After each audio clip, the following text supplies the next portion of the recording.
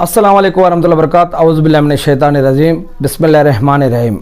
ఖురాన్లోని సూరా తాహా 20వ సూరా తాహాలోని మొదటి వాక్యం నుంచి కనుక మనం చూసినట్లయితే, తాహా ఓ ముహమ్మద్ సల్లల్లాహు అలైహి వసల్లం గారు, మేము ఈ ఖురాన్ని నీ వైపుకి నీ పైన అవతరింపజేసింది నువ్వు కష్టాలలో పడటాని కోసం కాదు.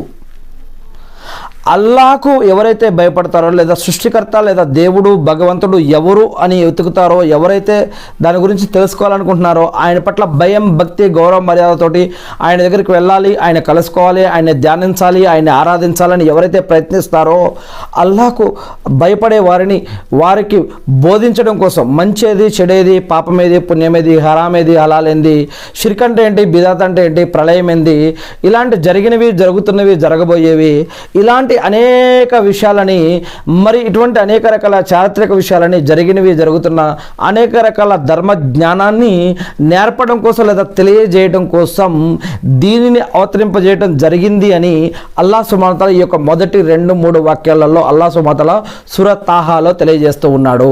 ఆ యొక్క విషయాలు మనం చూసినట్లయితే మొదటి వాక్యం నుంచి మళ్ళీ సూరా తాహా, ఓ ముహమ్మద్ సల్లల్లాహు అలైహి వసల్లం గారు, మేము ఈ యొక్క ఖురాన్ని నీపై అవతరింపజేసింది నీవు కష్టాలలో పడటాని కోసం కాదు.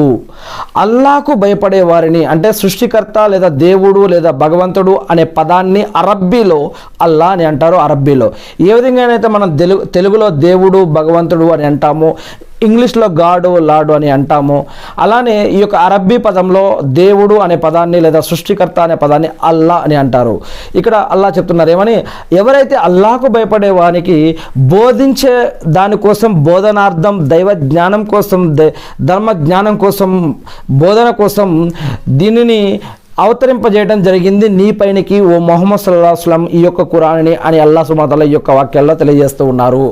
మరియు 4వ వాక్యం, భూమిని ఎత్తైన ఆకాశాలను, ఈ యొక్క భూమిని మరియు ఎత్తైన ఆకాశాలను సృష్టించిన వాని తరపున, వీటిని సృష్టించిన వాని తరపున ఇది అవతరించబడింది అని అల్లాహ్ సుబ్హానహు వ తఆలా 4వ వాక్యంలో తెలియజేస్తూ ఉన్నారు. ఇక 5వ వాక్యం, ఆ కరుణామయుడు వీటిని సృష్టించిన ఈ యొక్క భూమిని, ఆ యొక్క ఎత్తైన ఆకాశాలను మరియు ఈ యొక్క ఖురాన్ని అవతరింపజేసిన ఆ సృష్టికర్త, ఆ కరుణామయుడు అర్ష్ అనే సింహాసనం పైన ఆసీనుడై ఉన్నాడు.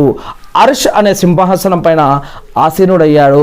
ఈ యొక్క అర్ష్ అనే సింహాసనం ఎక్కడుందో ఖురాన్లో 2వ సూరా 255వ వాక్యంలో చూడవచ్చు. ఈ యొక్క అర్ష్ అనే సింహాసనం 7వ ఆకాశం పైన ఉంది అని, అంటే సప్త ఆకాశాలు, 7